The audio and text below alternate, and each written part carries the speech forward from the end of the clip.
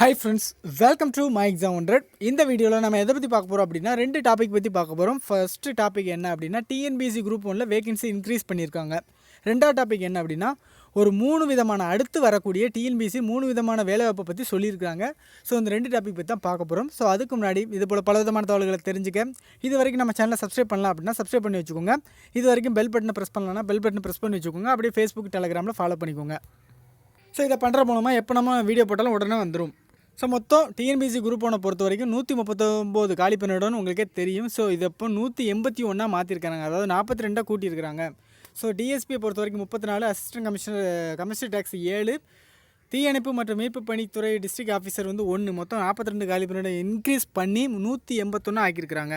அது மட்டும் இல்லாமல் குரூப் 1 நோட்டிஃபிகேஷன்லேயே டிஸ்ட்ரிபியூஷன் ஆஃப் வேகன்சி கொடுக்காம இருந்திருப்பாங்க, இப்போ வந்து கொடுத்துருக்காங்க. ஸோ அதையும் நீங்கள் பார்த்துக்கோங்க, எந்தெந்த கம்யூனிட்டிக்கு எந்தெந்த போஸ்ட்டுக்கு எவ்வளோ வேகன்சி அப்படின்னு கொடுத்துருக்காங்க.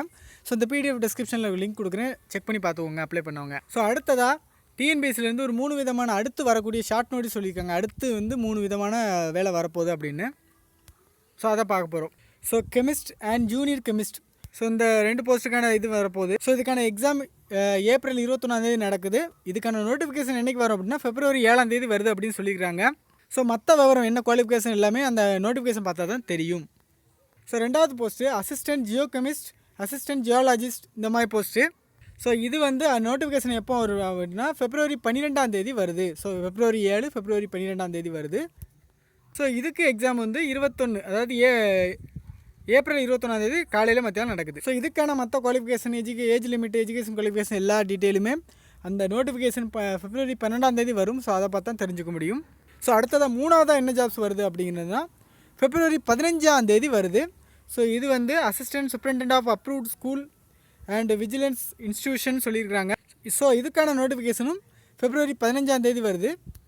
இதுக்கான விவரமும் அந்த நோட்டிஃபிகேஷன் வந்த பிறகு தான் தெரியும். ஸோ இந்த சொல்லப்பட்ட அந்த 3 போஸ்ட்டுமே டிஎன்பிஎஸ்சி ஆனுவல் பிளானரில் அவங்க சொன்னது தான், நல்லா பார்த்தீங்கன்னா தெரியும். ஸோ ஜனவரி மாதம் வரும்னு சொல்லியிருக்காங்க, ஆனால் வந்து ஒரு 10-15 நாள் தள்ளி வந்திருக்கு. ஸோ இதை கொஞ்சம் கடத்தில் வச்சுக்கிட்டிங்க அப்படின்னா இப்போ நம்ம குரூப் 2, குரூப் 2A, வேறு குரூப் 4 எல்லாமே சொல்லியிருக்காங்க. குரூப் 2A பொறுத்த வரைக்கும் மே மாதம் சொல்லியிருக்காங்க. குரூப் 4 பொறுத்த வரைக்கும் ஜூன் மாதம் சொல்லியிருக்காங்க.